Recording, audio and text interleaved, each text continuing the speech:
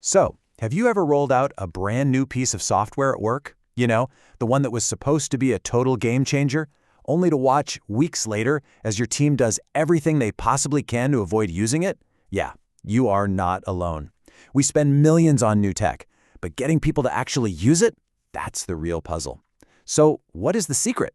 Let's dig in and find out. Now, everything we're talking about today comes from a really fascinating 2025 study published in the Business Process Management Journal. It's by a team of researchers, Martín Navarro, Lechuga Sancho, Shlalgovsky, and Medina Garrido, and they basically set out to answer one huge question. What really makes a business system successful from the point of view of the person who has to use it every day? All right, let's start with an idea we've all heard a million times. Knowledge is power. And it's true. Every single company is sitting on this massive, invisible gold mine, the collective wisdom of its people. The big challenge, though? How do you manage it? And that is where something called knowledge management, or KM, comes into the picture. It's really just the formal process of capturing all that company wisdom so you can actually reuse it instead of constantly reinventing the wheel. Think about your best salesperson. How do they close those really tough deals? Well, KM is about making that secret sauce available to everybody instead of letting it stay locked up in one person's head. Okay, so most companies figure they need some separate, fancy system just for this. But what if the solution was already sitting right there, hiding in plain sight? Well, let me introduce you to the unlikely hero of our story, the Business Process Management System. So what on earth is a BPMS? Well, simply put, it's the software that runs all your core business processes. Everything from onboarding a new client to processing an invoice. It's kind of like the central operating system for your entire business, the very backbone of how you get work done. And this is where the study gets really clever. It asks this brilliant question. Could that BPMS do more? Can the exact same system that runs all your day-to-day operations also be used to manage your company's collective knowledge? I mean, think about it. This is a potential game changer. Instead of going out and buying another expensive, separate system that people have to learn, you could just use the BPMS you already have. You can embed all that knowledge right into the workflows where people actually need it most. So how in the world did the researchers test this idea? Well, they didn't just guess. They actually built a model to figure out what makes an employee truly love using a system instead of absolutely dreading it. And here it is. This is the model they came up with. Now, don't get too hung up on the boxes and arrows. The basic idea here is to test how a few different quality factors end up influencing whether people use the system, how happy they are with it, and ultimately, if they think the whole thing is even useful. They broke quality down into three key pillars. First, there's service quality. That's basically how good is the IT support and the training.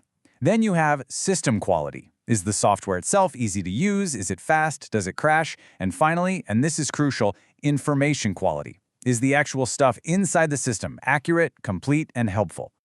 So, to test this whole model, they surveyed over 200 employees at 12 different companies. And the results, well, they were definitely not what you'd expect. Let's take a look. Okay, so here are the results. Just focus on the numbers on the arrows for a second. They show how strong the connection is between each of these factors. A bigger number means a much stronger influence. And right away, a few things really stand out.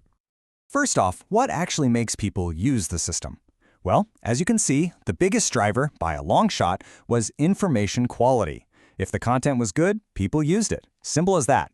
But here's the real shocker. System quality, how fast or stable the software was, had, statistically speaking, no effect. Zero. A technically perfect, bug-free system is completely useless if the information inside it is junk. But believe it or not, that wasn't even the biggest surprise. The study uncovered something really fundamental and kind of counterintuitive about how we think about technology at work. The whole thing really boils down to this one number right here, 0.598. This was by far the most powerful connection in the entire study. And it's the link between how satisfied a user felt with the system and how useful they believed it to be. And this is the key insight, the part that flips everything on its head. We don't logically decide a tool is useful and then, as a result, feel satisfied with it. It happens the other way around. We feel satisfied with the experience of using it first, and that positive feeling is what makes us decide the tool is useful. Satisfaction literally creates the perception of value. So, what does all of this mean for you and your business? How do you actually put this to work? Let's get into the practical, hands-on recommendations. What you want to create is this powerful, virtuous circle. It all starts with quality. That means great information and responsive IT support. When you have that, it encourages your employees to actually use the system. More use leads to a better overall experience and higher satisfaction. And that satisfaction, that good feeling, is the key that unlocks the ultimate prize, everyone perceiving the system as valuable. So, the big takeaways here really challenge how most of us think about technology. First, focus on the content, not just the container.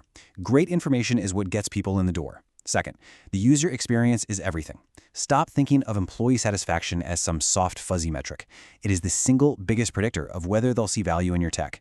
And third, start measuring what actually matters. Forget just tracking logins and clicks. Start measuring user satisfaction. And all of this leaves us with one final, pretty big question to think about. If an employee's subjective experience is the real secret to success, are we even building the right kind of technology for the future? It really suggests that the future of workplace tech isn't just about more features or faster code. It's about designing systems that create genuinely satisfying, positive experiences for the people who have to use them day in and day out.